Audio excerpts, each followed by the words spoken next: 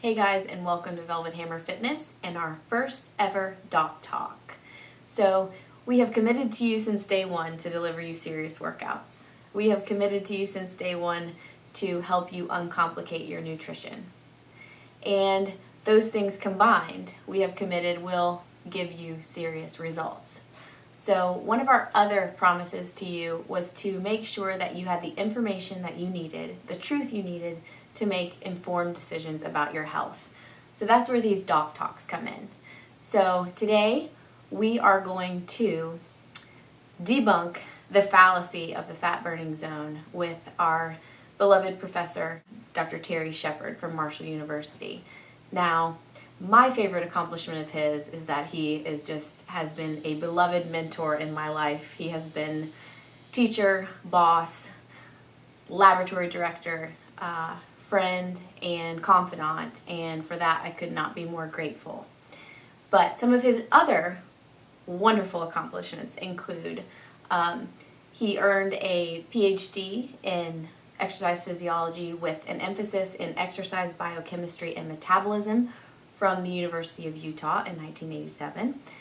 He directed the exercise physiology research lab at Marshall University for 14 years. He also founded the HIT Centers, Inc., a national franchise which was dedicated to enhancing athletic performance, adult fitness, and weight loss. And I had the pleasure of getting to learn from him in the facility in Huntington, West Virginia. And for that, I will forever be grateful. In addition to that, he is still on faculty at Marshall University as the director of the exercise physiology laboratory.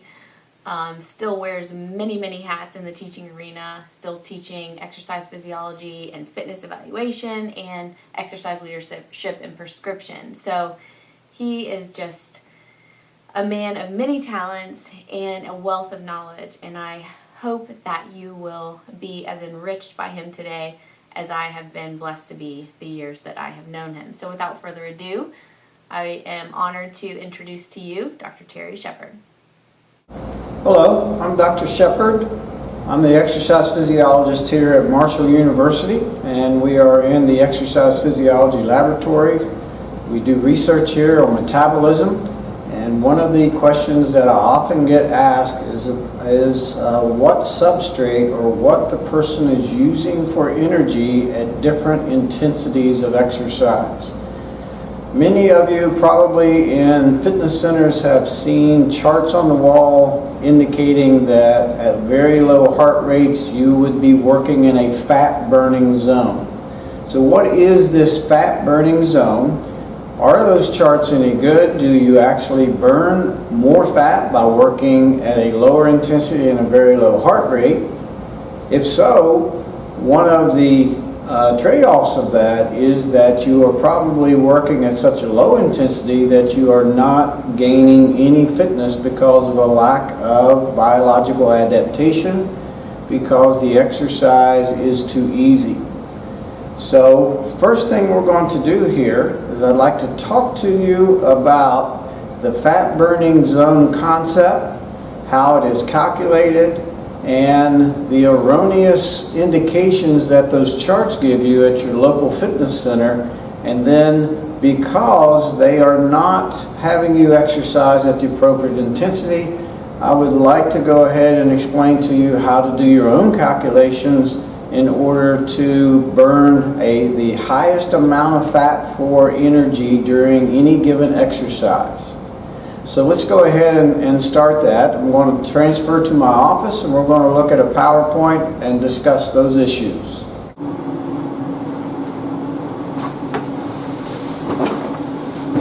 So this is the type of chart that you typically see in your local fitness center, and this chart is used by many people in the fitness center to determine whether they're working hard enough to gain cardiopulmonary fitness.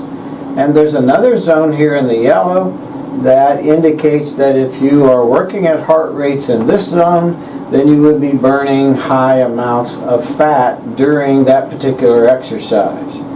So the chart is set up to where the beats per minute heart rate is over here on the y-axis, and your age is on the x-axis. So if you are 40 years of age, you can go up into the yellow fat burning zone and go over to your left, and the chart will tell you that you need to work between 120 and 130 beats per minute in order to stay in this fat burning zone. Now, what do we mean by a fat burning zone? Well, while you are on the treadmill, on the bike, or whatever the modality may be, when you're actually doing the exercise, does your body use higher amounts of fat or higher amounts of carbohydrate for energy? It turns out that the easier the exercise, the more fat you burn. The harder the exercise, the more carbohydrate that you use for energy. So these charts then are correct in that if you are working at a low intensity, the body uses more fat for energy. However, their calculations and their zones are erroneous, and that's what we're going to talk about here so that we can get you at an optimal amount of calorie expenditure, at the same time get cardiovascular benefit, but also be burning a maximal amount of fat during that exercise bout. The first thing we need to do is be able to calculate our maximal heart rate. Maximal heart rate is the heart rate that you would achieve if you were working at maximal exercise just before you would be so fatigued that you could no longer continue. Then that would be your maximal heart rate. Now, maximal heart rate, or the heart rate you can achieve, is not a function of how fit you are. It is determined by your age. So let's look at the calculation here. And you see the age in the calculations, and the reason is that your maximal heart rate is associated with how old you are, not how fit you are. Now, typically you have used or have heard about the equation of 220 minus your age. That equation is falling out of favor. It is much less accurate than this equation, for instance, 207 minus 0.7 times your age. And the range of error associated with 220 minus your age is much greater than it is with this equation. So I recommend highly that you convert over to the 207 minus 0.7 times age. So let's look at that calculation. Unfortunately, I am 64 years of age, so I'm going to use that age. And we're going to take 64, multiply it by 0.7, and get 44.8. That will then take care of this part of the equation.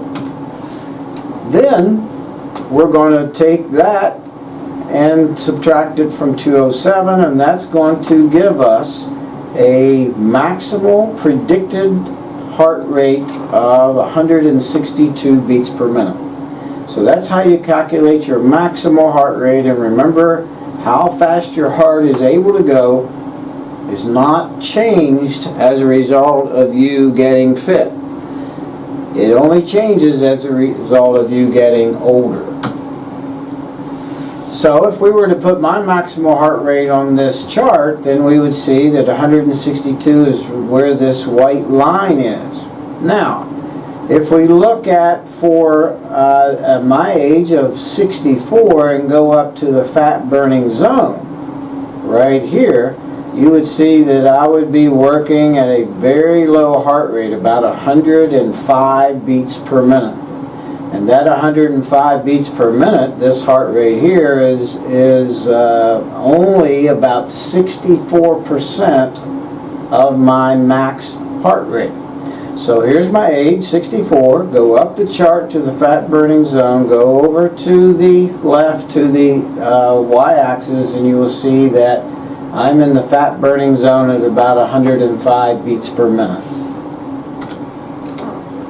Alright, so at that 105 beats per minute, if we were to look at the percentage of max heart rate that is in that fat burning zone on the chart, then 105 beats per minute divided by my maximal heart rate times 100 indicates that at 105 beats per minute and in the fat burning zone, I would be working at 64% of my max heart rate. All right? So now, here's the 105 beats per minute. Now I'm in the sweet spot of the fat burning zone according to this chart at my age. And again, you can see my max heart rate is 162. Now the research that has been done is very clear as to the type and intensity of exercise that increases and gives you maximal fat utilization during the exercise. So that's what this line is, that if you work out at 50% of your maximal capacity, and we call that VO2 max, or percent of VO2 max, that is the percent of the maximal oxygen your body can take up in milliliters for 1 kilogram of your body weight. If you work and go through 50 all the way up to 85% or so of your maximal heart rate, you can see that there's an optimal level of intensity that will give us the maximal amount of fat utilization. And that is going to be at about 63 or 64%, but not of your max heart rate. It's 64% of your VO2 max. So where the folks are making their mistake is they're thinking that the percent of max heart rate is the same as the percent of VO2 max, and that is not even close. As a matter of fact, your percent of max heart rate is about 15% lower than your VO2 max. What we want to do is work out at 64% of our VO2 max. Well, you're not going to have a metabolic cart there, but you will have a heart rate monitor. So how is it that you can use your heart rate to determine what 64% of your VO2 max is, and therefore get the maximal amount of fat utilization? What we have to use is something called the heart rate reserve calculation. The heart rate reserve then is equal to the VO2 max in terms of percentage. If we are at 64% of our heart rate reserve, then we are very close to being at 64% of our VO2 max. And if that is the case, then when you look at this chart, you're going to be right in that sweet spot. And we need to know what heart rate will get us to maximal amount of fat utilization during any given exercise intensity. So let's do the calculation for heart rate reserve. Step 1, find your max heart rate. Remember, that's your 207 minus 0.7 times age. Step 2, determine your resting heart rate. So put your polar heart rate monitor on your Fitbit and lay down in a supine position for 5 minutes or so in a comfortable environment, and then observe what your resting heart rate is. Step 3, use the heart rate reserve formula. And here's the formula. You take the fractional intensity that you want to work at, and that's our 64%. And you multiply that times the amount of heartbeats you have left over beyond your resting heart rate, and that's called heart rate reserve. So that would be your max heart rate, that's your 220, your 207 minus 0.7 times age, minus the resting heart rate, multiply that times your 64%, then add your resting heart rate back on. Now let me give you an example for me. Because of my age, my maximal heart rate is predicted to be 162 beats per minute. I measured my resting heart rate at 55 beats per minute. I'm going to multiply to get that sweet zone and our fat burning zone at 64%. That's our fractional intensity. So we're going to use 64% multiplied by our heart rate reserve, which for me is 162 minus 55. Then we're going to add our resting heart rate back on, and that gives us, instead of a heart rate of 105, it gives us a heart rate of 124. So you can see the difference in the chart here between 105 and 124. Now if we look at our 105 for 64 years of age, that puts us in the fat burning zone according to 64% of our max heart rate. That is too low. We want 64% of our VO2 max. Using heart rate reserve, that gives us 124. Now let's see where that puts us. According to this chart, that puts us in maximal cardiopulmonary benefit, but above the fat burning zone. That's why these charts are incorrect. So you want to get a combination of a biological adaptation because you're working hard enough to get cardiopulmonary benefit, but at the same time get maximal fat burning from your exercise. And how you do that, again, is use 64% of your heart rate reserve. Do not use these charts because the charts are going to be too low. The heart rate's going to be too low. And when that heart rate's too low, that means that your exercise intensity is too low. That means you're not going to get a benefit from your exercise and you're not going to become more fit. So in this case, using heart rate reserve, 64% of heart rate reserve is going to put us in a zone where we get benefit from our exercise in terms of how well our heart works, how well our lungs work, and how well our muscles work. And those functional capacities now are going to increase because we are working out in that zone, but at the same time burn a maximum amount of fat in case the weight loss is one of the issues that you are concerned about. Now we are at the peak of our fat utilization as a result of doing the new calculation. Okay, so let's review very quickly. Do not use percent of max heart rate. Do not use the fat burning zone charge. Use heart rate reserve. Take 64% of your heart rate reserve, and that will put you in the zone that you want to be in for both fat utilization and improving cardiovascular fitness.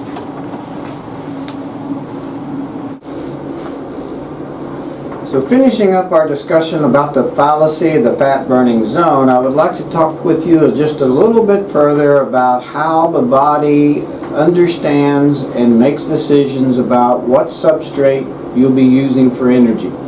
Now when I say substrate, I'm talking about the body's going to be using either fat or carbohydrate for energy, and it'll be a combination of carbohydrate and fat, and it'll be in percentages. For instance, you may be working at 138 beats per minute and be burning 50% fat, 50% carbohydrate. Now in general, the lower the intensity, the lower the speed and the grade is on the treadmill. As an example, the more fat that you'll be using for energy during that exercise. The higher the intensity, the more the body has to gravitate toward using carbohydrates for energy. Biochemically, it's very complex for the body to use fat for energy. A lot of different enzymes are involved. The enzymes are slow. Fat has to be transported from underneath your skin to the muscle cell. It has to be transported across the muscle cell. There's a lot of different carriers involved. There's a lot of different enzymes, and therefore it's a very complex system by which you use fat for energy. All of that takes time. It turns out that you have carbohydrate already in the cell that you are using for the exercise. It's called glycogen. So you have carbohydrate in the cell that's going to be doing the muscle contraction. It's already there. It doesn't have to be transported from one place of the body to the other. You're only using 11 enzymes total to use that carbohydrate for energy. Therefore, it is much quicker. And now you can take the carbohydrate and convert it into energy of muscle contraction much more quickly than you can when you use fat for energy. Therefore, the more intense the exercise, then the faster you're going to have to convert chemical energy into the mechanical energy of muscle contraction, and therefore you're going to have to gravitate toward the food stuff that can be used the fastest, and that would be carbohydrate. That is the reason why if you do low intensity easy exercise, you use fat for energy, but as the exercise gets harder, you have to use carbohydrate for energy.